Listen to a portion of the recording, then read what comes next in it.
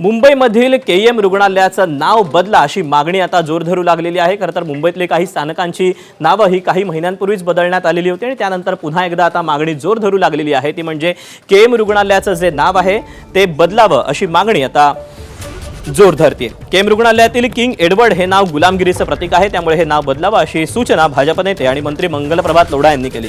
इंग्रजांनी देशाला 100 वर्षांपेक्षा जास्त काळ गुलाम बनवलं, अशा लोकांची पूजा करण्याची गरज नाही असं लोढा म्हणाले। लोढांच्या या मागणीवरून खासदार संजय राऊतांनी टोला लगावला। राऊतांनी मुंबईतील ट्रम्प टॉवरवरून लोढांना आव्हान दिलं। राऊतांच्या वक्तव्यावर भाजपचे नगरसेवक आणि माध्यम प्रमुख नवनाथ बन यांनी प्रत्युत्तर दिलं।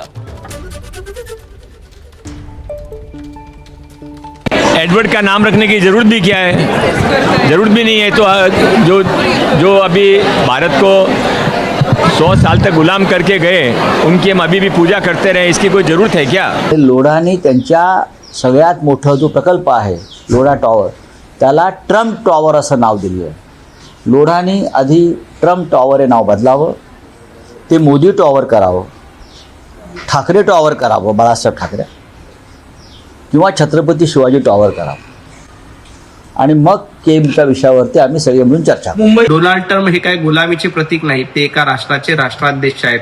संजय राऊत आपण संपादक आहात। गुलामीचं प्रतीक आणि एका राष्ट्राचा राष्ट्राध्यक्षाचं नाव याच्यामधला फरक किमान तुम्हाला कळणं अपेक्षित आहे। नरेटिव्ह पसरवण्याचं काम तुमच्या बुद्धीच्या मार्फत केलं जातं हे देखील महाराष्ट्राला माहिती आहे। एबीपी माझा, उघडा डोळे बघा नीट।